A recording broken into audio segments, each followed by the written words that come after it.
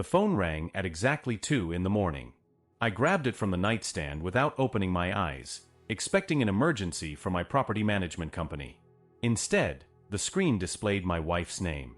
Sarah was supposed to be spending the weekend at my sister Brenda's house, 2 towns over. That arrangement alone had been highly suspicious. Sarah and Brenda had despised each other for 12 years. They never spoke at holidays and actively avoided each other at family gatherings. Yet, on Thursday, Sarah insisted she needed to go comfort Brenda through her latest financial crisis. I answered the call. Sarah breathed heavily into the receiver. She sounded entirely awake and completely sober. "Mark," she said. Her voice was flat, devoid of any warmth. "I need you to listen to me very carefully." "Sarah, what is going on?" "I am entirely done pretending," she said. "We are finished." Before I could ask what she meant, I heard the rustle of the phone changing hands. A new voice came through the speaker. "My sister, Brenda." "Hello, little brother," Brenda said. Her tone dripped with absolute satisfaction. "Sarah and I have been having a very long, very productive chat tonight. You need to come over here right now. Bring the keys to the main safe deposit box at First National. If you do not, Sarah files the papers tomorrow morning, and she takes half of Dad's entire commercial estate." I ended the call. I did not ask questions. I threw off the covers, grabbed my jeans from the chair, pulled on my boots, and walked straight out to my truck. I backed out of the driveway and merged onto the highway.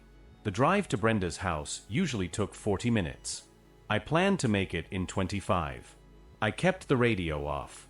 My mind worked rapidly through the logistics of what had just occurred. Sarah and I had been married for 12 years. We built a comfortable, quiet life. We owned a home, we had solid retirement accounts, and 2 years ago, I inherited my father's commercial real estate portfolio. My father, a man who worked 70 hours a week for 50 years, specifically excluded Brenda from his trust. He knew she was financially destructive. She had burned through 3 marriages, 2 bankruptcies, and countless bailouts from our parents. He left the entire portfolio to me to manage, with a strict legal clause that the properties were to be maintained, not liquidated for quick cash. They were meant to generate stable rental income. Sarah hated that arrangement from day one. She wanted the cash. She wanted me to sell the downtown office building, buy a massive house in a gated community, and upgrade our lifestyle to match the raw value of the assets. I refused. I stuck to my father's wishes and respected his life's work. I thought her frustration was just a standard marital disagreement about finances. I never imagined she would cross enemy lines and ally herself with Brenda. Brenda hated me because I controlled the inheritance. Sarah resented me because I refused to liquidate it. Together, they found a common enemy: me. I pressed the gas pedal down further. The road was completely empty. I calculated their leverage. Sarah could absolutely file for divorce. That was her legal right. But she could not touch the inherited properties. Inheritance is strictly protected from the division of marital assets in our state. But Brenda had specifically mentioned the safe deposit box. That meant they knew about the bearer bonds and the original unrecorded property deeds Dad kept entirely off the books.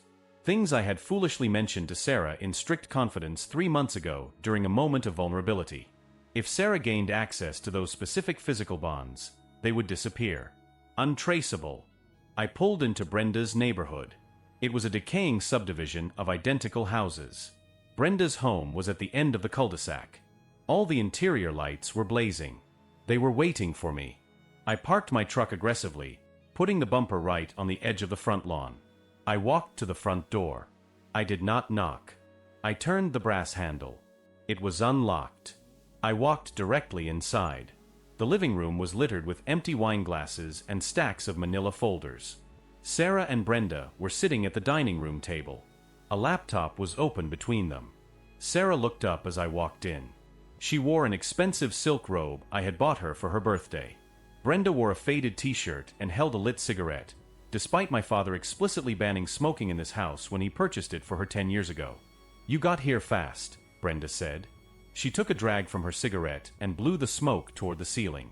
I walked straight to the edge of the table. I looked down at Sarah. "Explain this right now."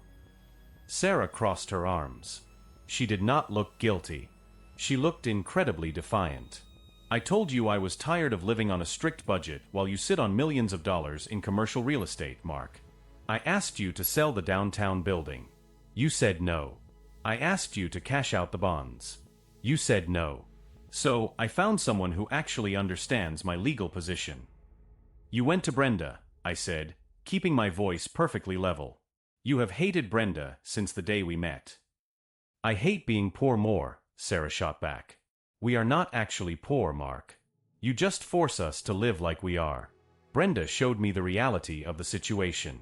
She introduced me to her lawyer. I looked at the folders scattered across the table. They were copies of my father's trust documents, my personal bank statements, and the deed to the downtown commercial building. How exactly did you acquire these? I asked. I live in your house, Mark, Sarah said proudly. You keep the home office filing cabinet locked, but you leave the spare key on your dresser tray. It was not difficult. We have spent the last 3 weeks compiling absolutely everything. We know your exact net worth. We know about the physical bonds in the safe deposit box. And we know that if I file for divorce and claim you have been actively hiding marital assets, the judge will freeze everything you own. Unless what? I asked. Brenda leaned forward. She tapped the ash from her cigarette onto a coffee saucer. Unless you sign the downtown building over to me, and you give Sarah the bearer bonds from the box. You do that, and Sarah agrees to an uncontested, quiet divorce. You keep the rest of the properties. We walk away. Everyone gets what they deserve. You are attempting to extort me, I stated. We are negotiating a private settlement, Sarah corrected sharply. Before the lawyers step in and take 30% of everything. I looked back and forth between them. I assessed their entire strategy. Sarah was arrogant. Brenda was chronically greedy. They genuinely thought they had backed me into an inescapable corner.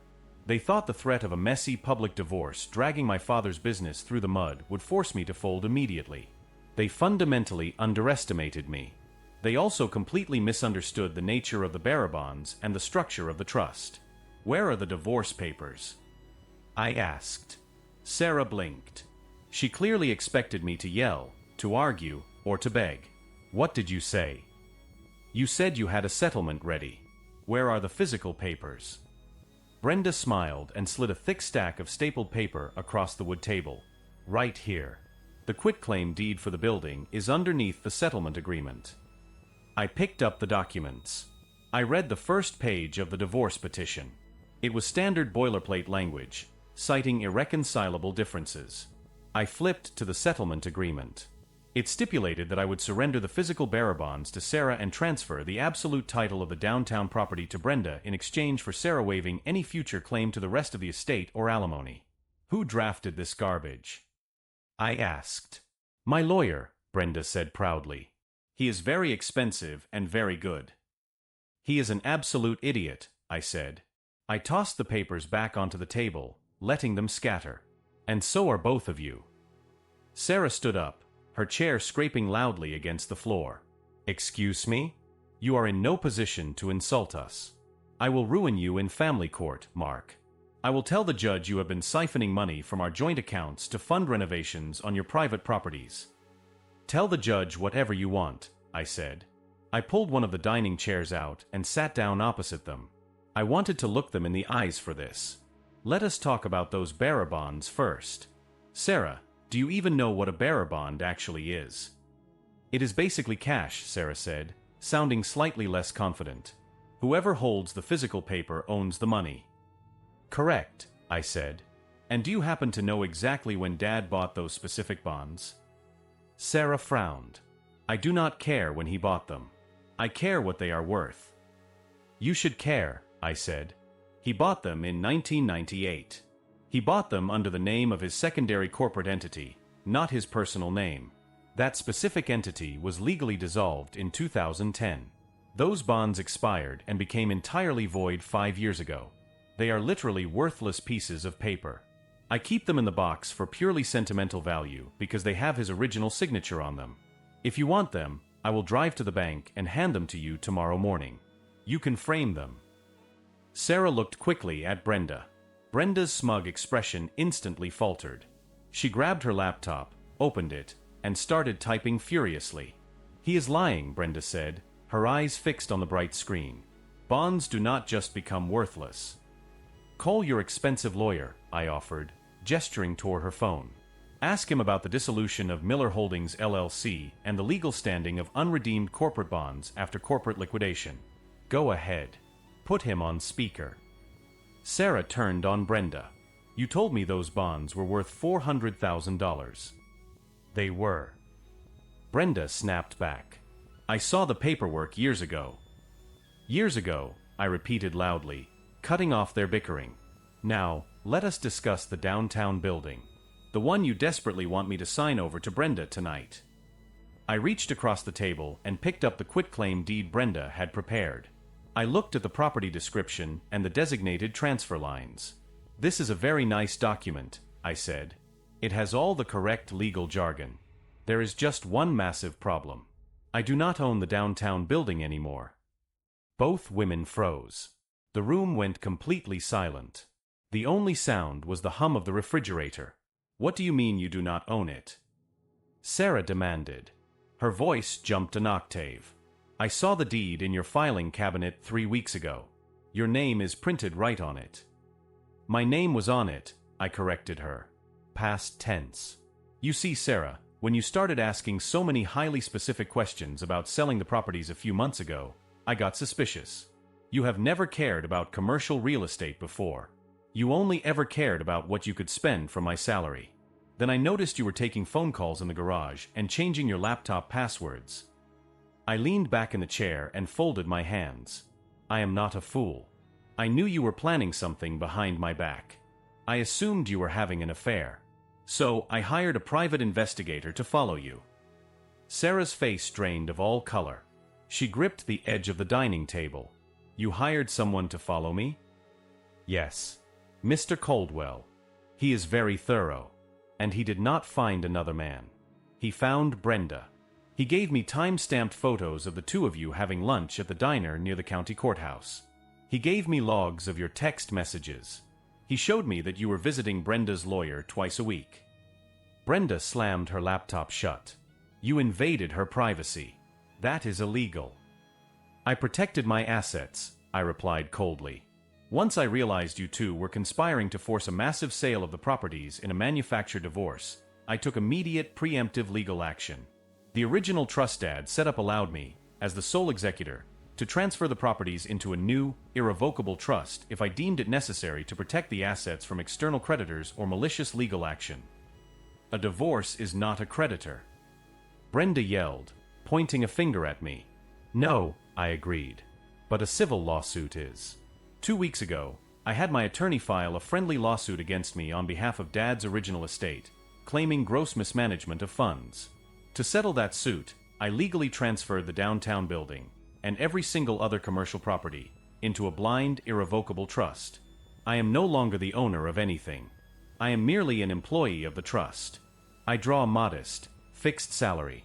I have absolutely zero equity. I let the words hang in the air.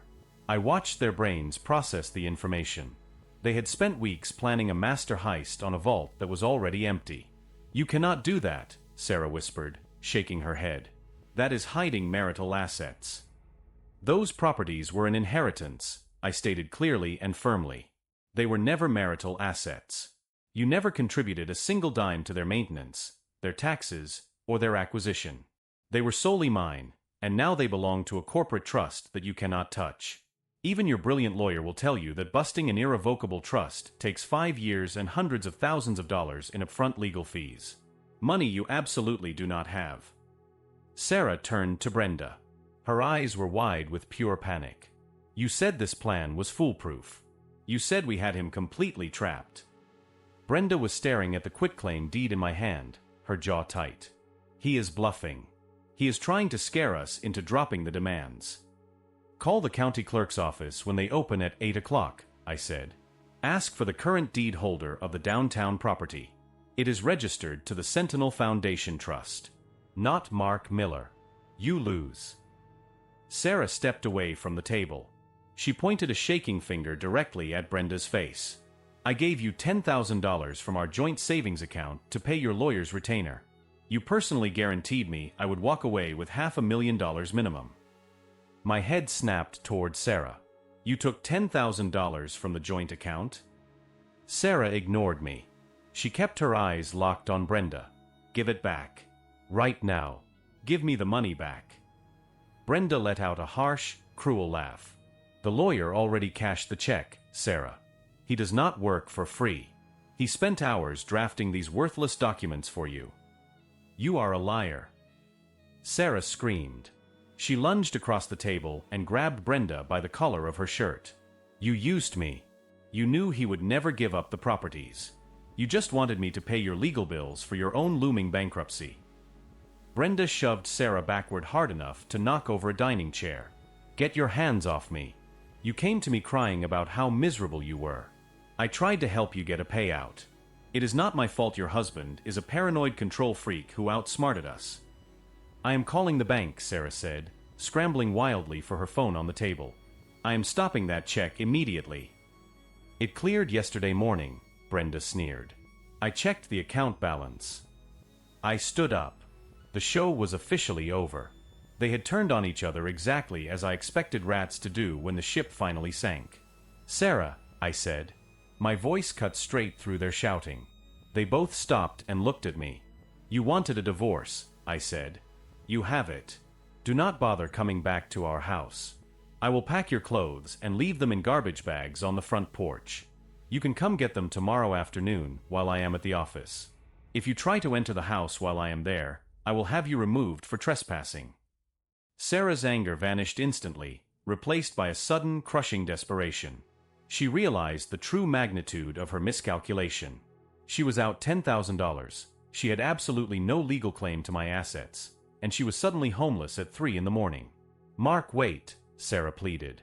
She walked toward me, holding her hands up in a placating gesture. Mark, please listen. I was just stressed. Brenda got in my head. She manipulated me. She told me you were going to leave me eventually and leave me with nothing. I looked at the woman I had spent 12 years with. I felt absolutely nothing. No anger, no sadness. Just a cold, hard clarity. You made a choice, I said. You chose to scheme with the one person in the entire world who has actively tried to destroy my family and my father's legacy for decades. You handed her the knife and pointed out exactly where my back was. I made a mistake. Sarah cried. Tears were finally forming in her eyes. Please, we can go to counseling. We can fix this. I am sorry. We are done, I said. I turned to Brenda. She was standing by the table, arms crossed, trying to look defiant but failing completely. She looked pathetic and old.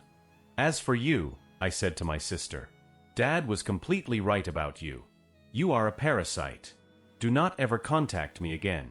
If you call my phone, I will block you. If you show up at my house or my office, I will have you arrested for harassment. Brenda opened her mouth to speak, but I turned my back on her before she could form a single word. I walked out the front door and let it slam shut behind me. The cool night air hit my face as I walked back to my truck. I climbed into the cab and started the heavy engine. I looked at the house one last time. Through the front living room window, I could see Sarah and Brenda screaming at each other again. They were waving their arms, completely consumed by the toxic mess they had actively created together. They truly deserved each other. I put the truck in drive and pulled away from the curb. I drove back toward the highway. My mind was already moving past them.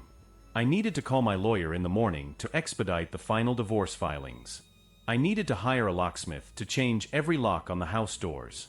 I needed to move the remaining funds from our joint accounts into a private single-signature account before Sarah tried to drain whatever was left.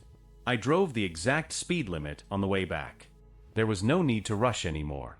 The threat had been permanently neutralized. I arrived at my house at 4 a.m. The neighborhood was completely silent.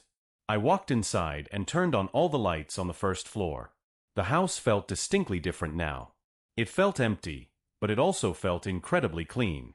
The deceit was finally gone. I walked straight into the master bedroom and pulled a box of heavy-duty black trash bags from the closet shelf. I started with Sarah's side of the closet. I did not fold a single item.